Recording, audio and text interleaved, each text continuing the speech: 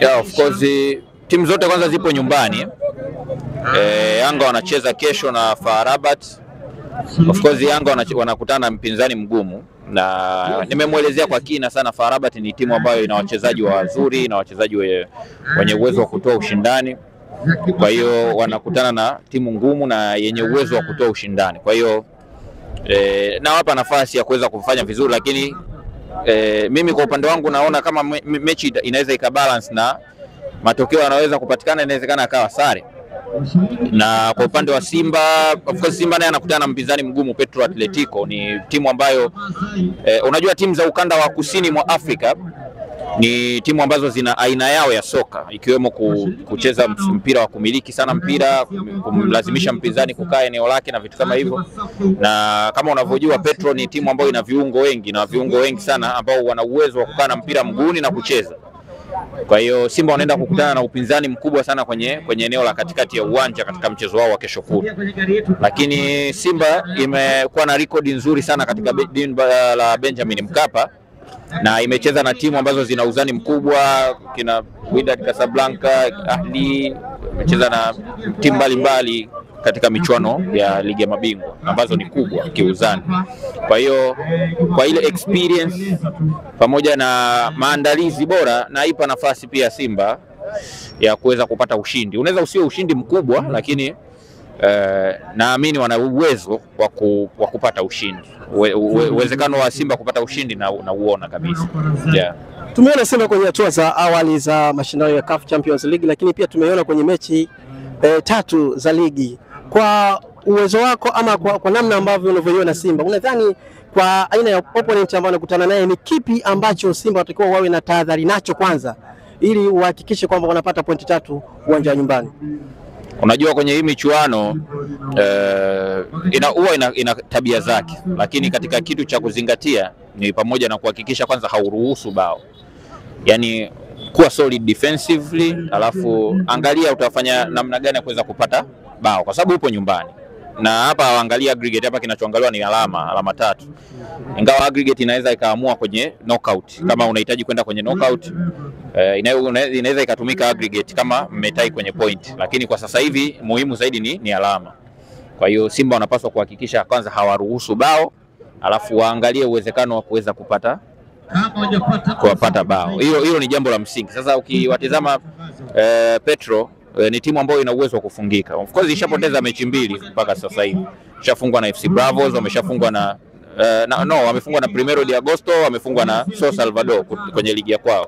Kwa hiyo maana ni timu ambayo ina uwezo wa kufunga. Na katika mechi zote walizopoteza, wamepoteza 2-0 dhidi ya Primero de Agosto, wamepoteza 2-1 dhidi ya São Salvador. Kwa hiyo wana uwezekano wa kuruhusu goli 2. Katika mechi ambazo wamepoteza wameruhusu goli 2. Kwa hiyo na maana wastani wao wa kuruhusu magoli pia sio mbaya, ni mzuri, wanaruhusu magoli. Kwa hiyo Simba wana uwezo wa kucapitalize kwenye hayo makosa yao na kuangalia namna gani ya kuweza kupata ushindi. Umeelewa? Kwa hiyo waboreshe eneo la ulinzi, kwa sababu Simba nao wanaonekana wanafikika kwenye eneo lao. Wahakikishe wanaanza na wachezaji wale ambao wana uwezo wa kwenda kuamua mechi.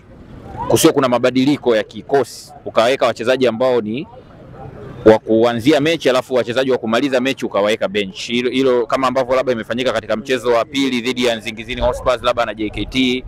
Nafikiri hiyo si haitokuwa idea nzuri sana. Naamini tu Dimitar Pantev yeye mwenyewe anajua wachezaji gani, tayari kashapata picha ya wachezaji wote kwamba hawa na hawa na hawa na hawa wanaweza kutengeneza Simba hatari. Kwa hiyo naamini wataanza wakina Jonathan Soa, wakina Eli Mpanzu, Jean Chalea Hua, Morris Abraham. Naamini uwezekano wao wa kuanza kwenye mchezo wa kesho kutwa ni mkubwa, na naamini katika uwezo wa kikosi cha Simba wana uwezo wa kucompete na Petro de Luanda na kupata ushindi. Yeah. Heavyweight Dula, nataka utupe majibu. Baadhi ya mashabiki wamekuwa wakinong'ona kuhusiana na kikosi cha Simba nafasi ya mbele pale namba 9, si ndio? Wengi wanatamani Jonathan Soa aanze, lakini kuna wengine Mkwala na nini. Nataka mimi nijue kutoka kwako wewe, japokuwa tunaona Jonathan Soa akiingia kuna impact inaonekana ndani ya timu. Kwa hiyo mimi naomba utuambie kiongozi awe nani pale mbele, kwa sababu hatujajua mpaka sasa hivi. Of course kama ulivyojibu tu kwamba akiingia Jonathan Soa unaiona impact. Sasa utakuwa umweke mtu ambaye akiingia ana uwezo wa kuleta impact, ana uwezo wa kufunga mabao, uwezo wa command ile safu ya ulinzi na vitu kama hivyo. Kwa nini Jonathan Soa mara nyingi anakuwa hanzi? Nafikiri kwa sababu Dimitar Pantev amekuja kipindi ambacho tayari Simba ipo kwenye mashindano. Yaani yes, ndio alikutana nao Simba kwenye hatua ya preliminary, of course preliminary. Kwa hiyo ameikuta tayari ipo kwenye mashindano, hajawa na pre-season. Kwa hiyo lazima awe na muda wa kureview wale wachezaji. Sasa ataupata vipi?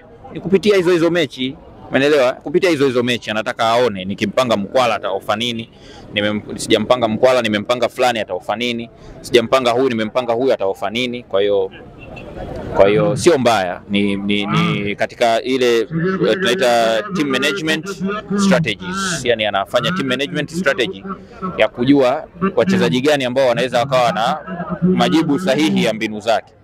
Kwa hiyo kwa sababu wachezaji ambao wameonekana wana impact washajulikana, automatically hata kocha kashawajua. Kwa hiyo akiwemo na huyo Jonathan Soa, wengine sio wabaya, ila kuna wazuri zaidi na kuna wale ambao wanaofa kitu kikubwa zaidi katika mbinu za mwalimu, ambao mimi naamini Jonathan Soa ana uwezo wa kuofa kitu kikubwa zaidi.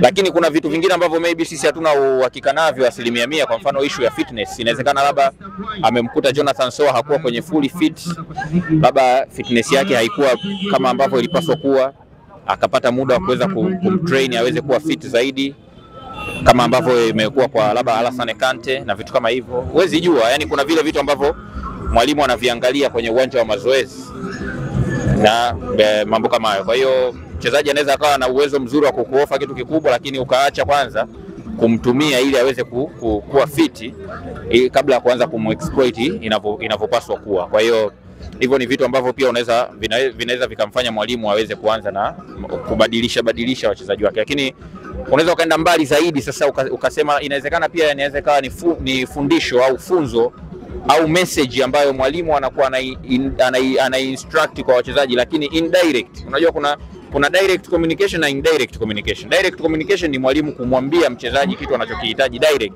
alafu kuna indirect kwamba anatuma ujumbe bila kuzungumza, akiwaonyesha kwamba bana mimi naweza nikamtumia mshambuliaji huyu, nikakuweka bench wewe, nikamtumia huyu. Kwa hiyo nachodemand kutoka kwenu ni commitment, kujituma pamoja na kufuata maelekezo ambayo mimi nitakuwa natoa. Hivyo ndio vitu ambavyo vinaangukia kwenye information management. Ni vitu ambavyo pia labda mwalimu anavitumia kuweza kufikisha ujumbe wake. Kwa hiyo kwa kujibu tu swali lako ni kwamba inawezekana haya matatu ambayo nimekwambia yakawa majibu ya kwa nini Jonathan Soa pamoja na impact ambayo amekuwa akionyesha, lakini mara nyingi anakuwa anaanzia bench. Lakini naamini katika mechi ya kesho kutwa hawezi kuanzia benchi. Sawa, cha mwisho nataka tufahamu, baadhi ya mashabiki wa Yanga bwana wanawacheka Simba wakidai kwamba hawakufanya mabadiliko yote ya jezi. Wao umetoa jezi mpya, lakini mashabiki ama timu ya Simba imetoa jezi zile tofauti, ni logo tu ya mdhamini na vitu kama hivyo. Wewe kama mchambuzi unazungumzaje swala hili? Of course hiyo ni issue ya kibiashara, na mtu hafanyi biashara kwa kutizama nani anasema nini, huyu anasema nini, au sio? Mtu anafanya biashara kulingana na biashara inavyotaka ifanyike. Sasa mimi labda niseme kitu kimoja kwamba aloanzisha mambo ya kutoa jezi mbili ni Simba. Jezi ya Champions League, jezi ya ligi ni Simba. Kwa hiyo yeye pia ana uwezo wa kujua kwamba je, aendelee na huu utaratibu au sio utaratibu. Lakini kingine sasa tujiulize swali, tumalizie tu haraka kwa sababu watu wanaingia kwenye. Kama jezi mpya ndo zile za Yanga ndo ziko vile, yani kama jezi mpya ndo ziko vile, sasa kuna haja gani ujue ni? Mbona kama ndo ziko vile? Yani kama jezi mpya ndo zile, sasa kuna haja gani ujue ni kuwa na jezi mpya? Si bora ni waendelee tu na jezi hizi. Kama mpya ndo ziko vile? Bora tu hizi. Subscribe Miujiza TV.